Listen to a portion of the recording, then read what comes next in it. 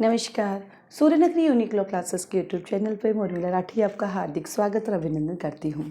बात करें एग्ज़ाम की, जुडिशरी के एग्ज़ाम की नहीं, फिर पुलिस के प्रमोशन के एग्ज़ाम की। तो आज फिर से मैं आई हूँ पुलिस प्रमोशन के एग्ज़ाम को लेकर, क्योंकि उनके बहुत सारे वीडियोज़ बनाने होते हैं पर थोड़ा टाइम नहीं मिल पाता है, तो मैंने कहा आज फिर से करते हैं। मैं पहले वो सब्जेक्ट उठा रही हूँ जो कॉमन है, जो पुलिस प्रमोशन में भी काम आ जाते हैं और साथ में मेरे जुडिशरी वालों के भी काम आ जाते हैं, 2 in 1 हो जाता है, राइट। तो उसी को लेके आई हूँ मैं। तो सीआरपीसी के कुछ टॉपिक है जो आज हम करेंगे और मैं कोशिश करूँगी कि समय है अगर मेरे पास तो मैं आज पुलिस प्रमोशन में जितनी सीआरपीसी आती है उसको कंप्लीट करवा दूँगी। तो कोशिश रहेगी। चलिए स्टार्ट करते हैं, ज़्यादा बात ना करते हुए, क्योंकि हम हैं वकील, अधिवक्ता, बोलना हमारा काम है और हम नहीं बोलेंगे तो कहाँ से मिलेंगे, राइट। चलिए देखिए, इसमें एक डेफिनेशन क्लोज है जिसमें आपको देखना होगा बेलेबल क्या है, नॉन बेलेबल क्या है, समन क्या है, वारंट क्या है, समन केस क्या है, वारंट केस क्या है, कॉग्निजेबल क्या है, नॉन कॉग्निजेबल क्या है। ये जो चैप्टर है ये ऑलरेडी मैं पढ़ा चुकी हूँ। आप जाके लिखिएगा उर्मिला राठी सीआरपीसी चैप्टर 1, तो इसको मैंने विस्तार से पढ़ा रखा है, तो अपना इसको टाइम बचाएंगे। हम चलते हैं सीधा यहाँ पर सेक्शन 36 है, यानी सेक्शन नंबर 1 से लेके आगे देखेंगे तो सेक्शन नंबर आपके 25A तक मैंने पढ़ा रखा है, तो वहाँ से ले लीजिएगा। फिर 26 से लेके 26 से लेके 35 तक भी मैंने पढ़ा रखा है, तो वहाँ मिल जाएगा। तो चलिए 36 से हम लोग स्टार्ट करते हैं कि किस तरह से आपको अपने एग्जाम के लिए चाहिए। बहुत डिटेल नहीं पढ़ना आपको, बहुत ईजी है। सेक्शन 36 कहता है सुपीरियर पुलिस ऑफिसर काम करेंगे, उनकी पार होगी। और 37 के अंदर क्या होगा, जो पीपल है, जनता है, वो जो जनता है वो मजिस्ट्रेट की और पुलिस को ऐड करेगी। 38 और 39 बड़ा काम का है।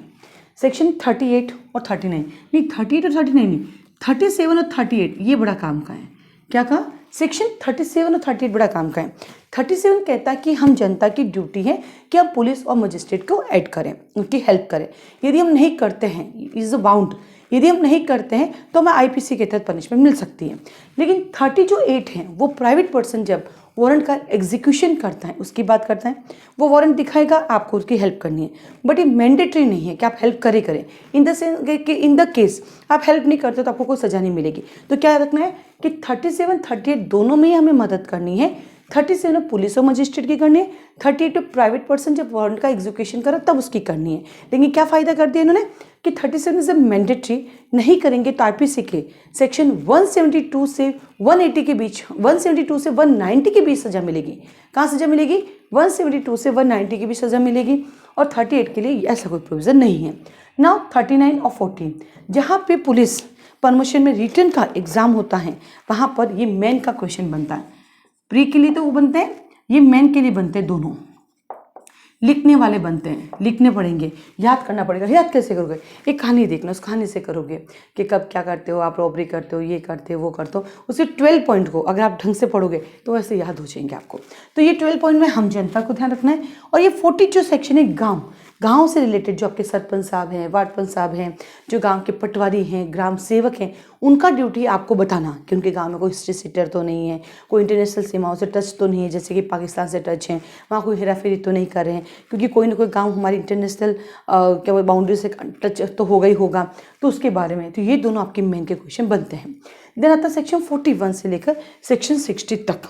सेक्शन 60 वैसे है, लेकिन सेक्शन 60A भी ले लेते हैं अपन।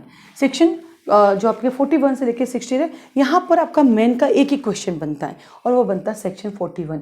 ये आप लोगों के लिए बहुत काम का है। पुलिस कब विदाउट वारंट अरेस्ट कर सकती है। पहले कंडीशन कॉग्निजेबल ऑफेंस, यानी सेक्शन नंबर 2 का C। 2C में डेफिनेशन क्लोज है। उस 2C के लिए यहाँ पे 2 सबसेक्शन में डिवाइड किया गया है, सबसेक्शन 1 एंड सबसेक्शन 2। सबसेक्शन 1 में आपको 9 ग्राउंड दिए गए, वैसे 10 ग्राउंड हैं, डबल बी दिया हुआ है। तो इन 9 या 10 कह सकते हैं कंडीशन में आप बिना वारंट के अरेस्ट कर सकते हैं।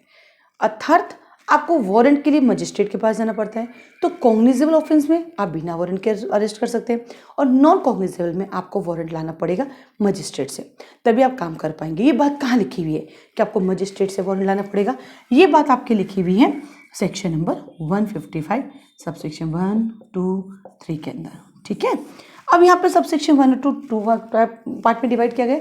सबसेक्शन 1 में कंडीशंस देखिए। सबसेक्शन 2 कहता है कि जब कभी भी कोई पर्सन नॉन कॉग्निजेबल ऑफेंस करता है तो आप उसको बिना वारंट के अरेस्ट नहीं कर सकते, बट यदि वो नेम और एड्रेस बताने में डिनाई करता है या गलत बताता है तो आप उसको अरेस्ट कर सकते हैं।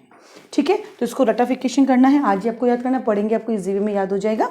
देन आता है आपके पास 41A B C D। ये चारों कहाँ से निकल के आए? ये चारों निकल के आए आपकी डी के बसु केस की गाइडलाइन से। जब अरेस्ट करते हो तो क्या क्या गाइडलाइन आपको फॉलो करनी पड़ेगी, जब अरेस्ट करते हो तो क्या क्या गाइडलाइन फॉलो करनी पड़ेगी। तो ये कहाँ से आया? डी के बसु के केस से। और डी के बसु साहब का केस कौन से आर्टिकल से निकल के आया? आर्टिकल नंबर 21 से। कहाँ से निकल के आया? आर्टिकल नंबर 21 से। 41 ये बहुत अच्छी बात बताता है कि जब आपके पास सामने वाले का नेम है तो आपको जाके अरेस्ट करने की जरूरत नहीं है, आप उसको नोटिस भेजिए, वो आ जाएगा। यदि वो नहीं आता है तो फिर आप जाइए, अरेस्ट करने पड़ेगा। 41B कहते हैं इज योर ड्यूटी, यानी पुलिस की ड्यूटी है कि जब वो जाता है किसी को अरेस्ट करने, अपना नेम प्लेट लगाएगा, सामने लोगों को लगना चाहिए पुलिस आई है, ऐसे थाना सही साहब नहीं जा सकते। आपको प्रोसीजर फॉलो करना है। जब अरेस्ट करते हो तो उस मोहल्ले के किसी विटनेस से सिग्नेचर भी कराने पड़ेंगे। Then 41C is a control room, C for control room. Control room state level पे भी होगा, डिस्ट्रिक्ट लेवल पे भी होगा, ताकि वो कंट्रोल रूम आपको बताएगा कि कितने केसेस हैं, कितने आंकड़े हमारे बढ़ते जा रहे हैं, उसको कैसे कंट्रोल करना है, ये आपके लिए रहता है। 41D प्री का क्वेश्चन बनता है, एडवोकेट से आप बातचीत कर सकते हैं। इंट्रोगेशन के दौरान आपका एडवोकेट आपके पास खड़ा नहीं रहेगा, बट आप मिल के आ सकते हैं। ये जो 41D का राइट है, ये वैसे तो गाइडलाइन कहाँ से आई? डी के बसु के केस से। डी के बसु का केस कहाँ से? आर्टिकल 21 से। बट ये जो 41D का राइट है, ये आपको कहाँ से मिला? ये आपको आर्टिकल 22 से मिला। आर्टिकल 22 से। ये आपका फंडामेंटल राइट है। किसका? अक्यूज्ड का। यस, अक्यूज्ड हो गए तो क्या हुआ? फंडामेंटल राइट खत्म थोड़ी हो जाते हैं, वो तो रहेंगे। अक्यूज्ड होते हो क्या हो गया? आप सिटीजन तो कहलाओगे इंडिया के, सिटीजन थोड़ी हट जाओगे आप। अक्यूज्ड हो गए तो क्या हुआ? आप विटनेस तो माने जाओगे, वो खत्म थोड़ी हो जाएगा। यानी अक्यूज्ड हो जाने से आपके अधिकार खत्म नहीं हो जाते। तो ये बोलता 41D। तो क्या कहा? 36 के अंदर सुपीरियर पुलिस ऑफिसर को लाएंगे, 37 के अंदर हम जनता मदद करेंगे, 38 में प्राइवेट पर्सन की करेंगे, 39 में कुछ मैटर्स में हम मजिस्ट्रेट और पुलिस को बताएंगे क्या क्या ऑफिसर्स हो रहे हैं। 40 के अंदर गांव के ऑफिसर्स की ड्यूटी है। 41 में बिना वारंट के अरेस्ट कर लूंगा। 41A नोटिस भेज दूंगा। 41B ड्यूटीज में फॉलो करूंगा। 41C कंट्रोल रूम देखूंगा। 41D एडवोकेट को मिलने दे दूंगा ना। 42 जो अभी मैंने बोला, नेम और एड्रेस बताने पर मना करता है, तो अर्थात 42 एक बात लिखी हुई, क्या लिखी हुई है देखिएगा, नॉन कॉग्निजेबल ऑफेंस में आप बिना वारंट के अरेस्ट नहीं कर सकते, नॉन कॉग्निजेबल में, ठीक है। बट नेम और एड्रेस बताने में आनाकानी करता है या झूठा बताता है, आप अरेस्ट कर सकते हैं। और सबसे अच्छी बात क्या है इस पूरी CRPC में, जब भी अरेस्ट करोगे, चाहे विद वारंट चाहे विदाउट वारंट, आपको हमेशा मजिस्ट्रेट के सामने 24 आवर के अंदर ले जाना है। ये 24 आवर कहाँ से आया? ये भी आपका फंडामेंटल राइट है, आर्टिकल 22 से। 24 कहाँ से आया? आर्टिकल 22 से आया। देन आता आपके पास सेक्शन 43, प्राइवेट पर्सन अरेस्ट कर सकता है। हाँ जी, क्यों नहीं कर सकता प्राइवेट पर्सन? 2 शर्तें हैं। क्या है वो 2 शर्तें? प्राइवेट पर्सन की प्रेजेंस में कॉग्निजेबल ऑफेंस क्या है, और वो प्रोक्लेम ऑफेंडर है, उसकी प्रेजेंस में और प्रोक्लेम ऑफेंडर है। फिर प्राइवेट पर्सन पकड़ के मजिस्ट्रेट के सामने ले जाएगा? नहीं, प्राइवेट पर्सन पकड़ के मजिस्ट्रेट के सामने नहीं ले जाएगा, वो पुलिस को देगा। देन पुलिस उसको रखेगी कि हाँ इसको पकड़ना है तो रीअरेस्ट करेगी, और नहीं है तो रिलीज कर देगी। 44 मजिस्ट्रेट के द्वारा, मजिस्ट्रेट भी कर सकता है, हाँ जी कर सकता है, इन 2 कंडीशन, जब मजिस्ट्रेट के लोकल जुडिक्शन में वो ऑफेंस कर रहे हैं मजिस्ट्रेट की प्रेजेंस में, और सेकंड जिसके लिए मजिस्ट्रेट को वारंट जारी करने का अधिकार है। 2 बातें, क्या वर्ड यूज किया मैंने? लोकल जुडिक्शन में कोई ऑफेंस कर रहा है, या फिर सेकंड उसके वारंट जारी करने का अधिकार है। अगर इन दोनों कंडीशन के अदर देन मजिस्ट्रेट किसी पर्सन को अरेस्ट करता है, मजिस्ट्रेट किसी पर्सन को अरेस्ट करता है तो 43 में चला जाएगा।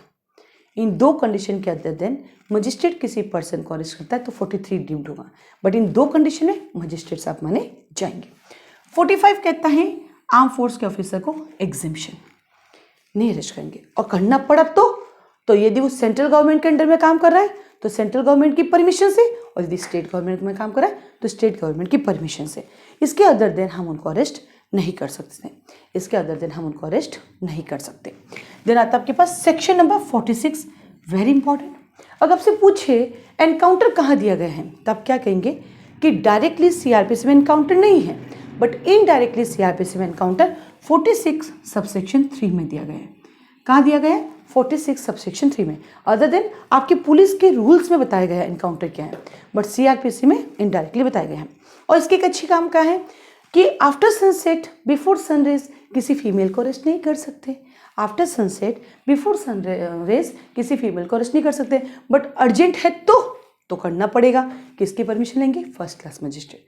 और महिला को महिला के द्वारा गिरफ्तार किया जाएगा। But time to time case laws आते रहते हैं, और केस लॉज में कहा कि जब जब जरूरत पड़ेगी तो मेल पुलिस ऑफिसर के द्वारा भी अरेस्ट किया जा सकता है। तो 46 को लिखो, इंपॉर्टेंट, ये आपका मेन का क्वेश्चन बनता है।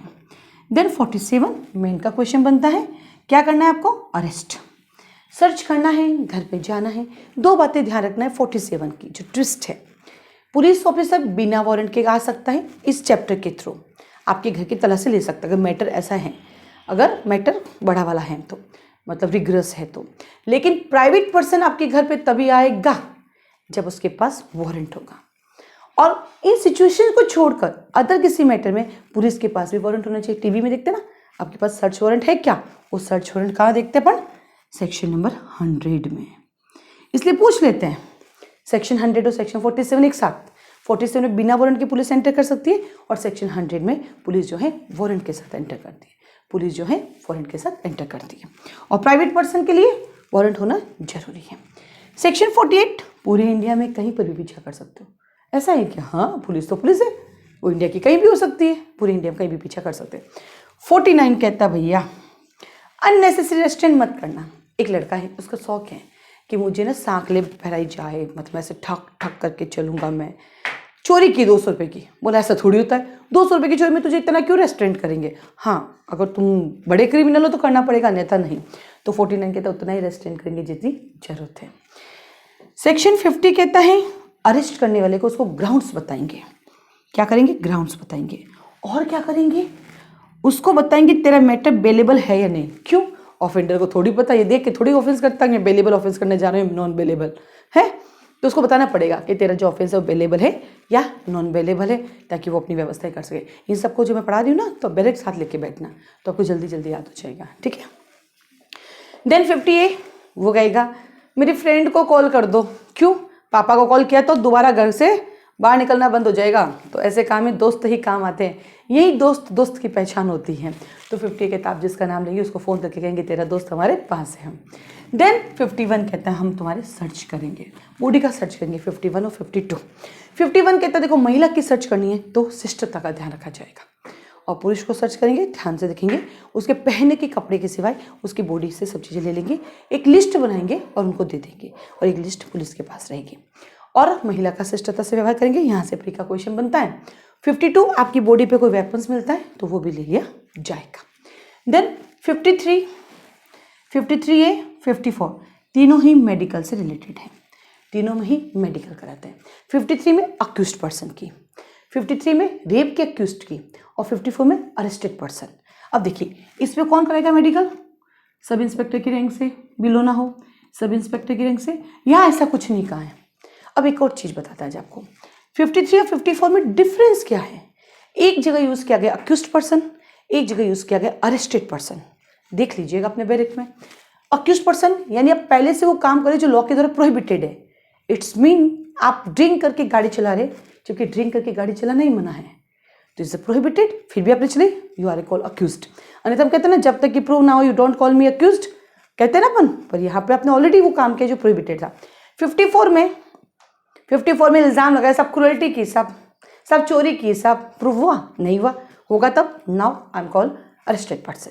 तब तक मैं अरेस्टेड पर्सन काउंट होगा जब तक कि मेरा अपराध प्रूव नहीं हो जाता। ये डिफरेंट है 53 54 इंटरव्यू का क्वेश्चन है। 53A अक्यूज्ड की, यहाँ पे दो बातें याद रखनी। क्या? 16 किलोमीटर के दायरे में government hospital, private hospital registered by government medical करेंगे और पूरा उसकी रिपोर्ट तैयार करेंगे। 53A read with 164A main का क्वेश्चन है। देन आता आपके पास 54 आइडेंटिफिकेशन परेड। आज मैं इंडिया में सबके लिए एक क्वेश्चन का आंसर देती हूँ जो कंफ्यूजन है हर स्टेट की जुडिशरी के एग्जाम में, और आंसर ये है कि आइडेंटिफिकेशन परेड कौन करेगा? आइडेंटिफिकेशन परेड कौन करेगा? ध्यान से सुनना, कौन करेगा? लिखिए inspector, investigating officer, police officer, मतलब इंस्पेक्टर वर्ड को हटा दो, और कौन करेगा? इन्वेस्टिगेटिंग ऑफिसर यानी पुलिस वाला। और कौन करवाएगा? कौन करवाएगा? Judicial magistrate. कौन करवाएगा? Judicial magistrate. इन दोनों के बीच में एक भाई साहब और है हमारा, एग्जीक्यूटिव मजिस्ट्रेट। ये भी है क्या? हाँ, ऑब्लिक करके लिखे 291A। पुलिस रिप्रेजेंट करती है एग्जीक्यूटिव को, तो 291A बताते हैं एग्जीक्यूटिव मजिस्ट्रेट के द्वारा रिपोर्ट प्रोड्यूस करना, क्योंकि वो अपने डिपार्टमेंट के थ्रू रिपोर्ट लेकर जाएगा। तो क्या ध्यान रखा? पहला, इन्वेस्टिगेटिंग ऑफिसर करेगा आपका आइडेंटिफिकेशन। कौन करवाएगा? Judicial magistrate. आप देखना क्राइम पेट्रोल में बताते रहते हैं। और थर्ड वन, कौन किसको बुलाएंगे रिपोर्ट पेश करने के लिए? एग्जीक्यूटिव मजिस्ट्रेट, क्योंकि वो जो है अपने डिपार्टमेंट को रिप्रेजेंट करने के लिए आता है। ठीक है, देन आता आपके पास 55A। 55 कहता है मैं अपने सबऑर्डिनेट पुलिस ऑफिसर से भी काम करा सकती हूँ। 55A कहता है हेल्थ एंड सेफ्टी का ध्यान रखा जाएगा। बट अपने संजय दत्त की मूवी देखी, उसमें तो बहुत अजीब बताता, हो सकता है टीवी है, मूवी है, बाकी हेल्थ और सेफ्टी का ध्यान रखा जाएगा। ये बहुत काम की चीज़ है, फंडामेंटल राइट है हमारा। कैसा राइट है? फंडामेंटल राइट है, हमारी हेल्थ और सेफ्टी ध्यान में रखनी चाहिए। नहीं तो कौन का स्टूडेंट डेथ होने में टाइम इतना ही लगेगा। नीलावती बोहरा का केस पता ना। देन आता 56। अब 56 और 57 दो सेक्शन क्यों बनाए? जब 57 ही बनाने तो 56 की जरूरत कहाँ पड़ी? क्योंकि दोनों ही कहता मजिस्ट्रेट के सामने लेके जाना है, ले जाओ मजिस्ट्रेट के सामने, फिर दो सेक्शन क्यों बनाए? तो देखिए 56 पे बात लिखी हुई है कि पुलिस ऑफिसर के सामने लेके जा रहे हैं और मजिस्ट्रेट के सामने भी लेके जा रहे हैं, नो टाइम पीरियड प्रिस्क्राइब्ड। ऐसा क्यों? तो इधर देखिए सभी जने, 43 में जब प्राइवेट पर्सन अरेस्ट करता है तो वो 56 में पुलिस के पास ले जाता है। ठीक है, और बाकी कंडीशन में पुलिस कहाँ ले जाती है? मजिस्ट्रेट के सामने। इसलिए दो सेक्शन है, नहीं तो फिर इसका सेक्शन कहाँ जाता? 43 का सेक्शन कहाँ होता? तो 56 में हम लेके जाएंगे और 57 में फिर पुलिस वालों को एक टाइम पीरियड दे दिया। और क्या टाइम पीरियड दे दिया? 24 आवर। सेकेंड बार आ गया 24 आवर, 24 घंटे। इससे पहले कहाँ पड़ा? सेक्शन 42 में। ये आया रहेगा आपके 24 घंटे। ठीक है, सेक्शन 58, जैसे बंदे को अरेस्ट करेंगे इसकी इन्फॉर्मेशन किसे देंगे? आपके एरिया के डीएम को, एसडीएम को। क्यों? उनको पता होना चाहिए भैया आपके एरिया का बंदा जेल में है, कोई सरकार की स्कीम खोलनी है तो रुक जाना उसके लिए, नहीं तो जनता हंसेगी, बंदा जेल में, बाहर सरकार की स्कीमें खुल रही है। सही है ना? और उस कलेक्टर को थोड़ी पता बेचारे को वो जेल में गया, इतनी सारी जनसंख्या, किस किस का ध्यान रखेगा? तो जब भी अरेस्ट करेंगे तो किसको देंगे? डीएम और एसडीएम को। 59 कहता है नहीं बना मैटर तो हम डिस्चार्ज कर देंगे, या हमें ऐसा लगता है कि अभी इसकी ज़रूरत नहीं है, डिस्चार्ज कर देंगे। क्यों डिस्चार्ज वर्ड यूज़ किया? ताकि उसको वापस बुलाया जा सके। एक्विटल कन्विक्शन नहीं है तो पुलिस का प्रोसीजर है ना सारा, तो उसको डिस्चार्ज कर देंगे, जरूरत पड़े तो वापस बुला लेंगे। 60 कहता है फिर से इंडिया में पीछा करना। अभी तो किया था थोड़ी देर पहले पीछा, कहाँ पे किया था पहले पीछा? सेक्शन 48 में, यहाँ पे पीछा किया, सेक्शन 60 में भी कर रहे हैं। दो बार पीछा करोगे क्या आप उसका? हाँ, 48 पे पहली बार पीछा कर रहे हैं, 60 में पहले पकड़ा गया फिर वापस भाग गया, तो दोबारा पीछा करेंगे। पहले पकड़ा गया तो वापस भाग गया, तो फिर अपन दोबारा पीछा करेंगे। और देन आता है 60A। इस चैप्टर को स्ट्रिक्टली फॉलो किया जाएगा पूरे कार्रवाई में। मैंने कहा था मैं आपको पूरा कराऊंगी, लेकिन सांस भर गई क्योंकि अभी थोड़ा तबीयत ठीक नहीं है, तो धीरे धीरे तबीयत ठीक होती रहेगी। हाँ थोड़ा सा, अब आप कहोगे मैम पिछले कई दिनों से बीमार ही, तबीयत ठीक ही नहीं हो रही है, जल्दी ठीक हो जाएगी। आप लोग दुआ करना मैं जल्दी जल्दी ठीक हो जाऊँ, ताकि वापस 1.5-2 घंटे की क्लासेस एक साथ ले पाऊँ मैं। कोई नहीं, नेक्स्ट लेक्चर में आपको आगे करवा दूंगी, क्योंकि क्या सोचा इससे आप इसे पूरा ही करा लो, लेकिन अब मुझे एक बार ब्रेक लेना पड़ेगा, तो मैं जल्दी आती हूँ आपके सामने नेक्स्ट लेक्चर के साथ। आज के लिए धन्यवाद, ध्यान रखिएगा, पढ़ते रहिएगा।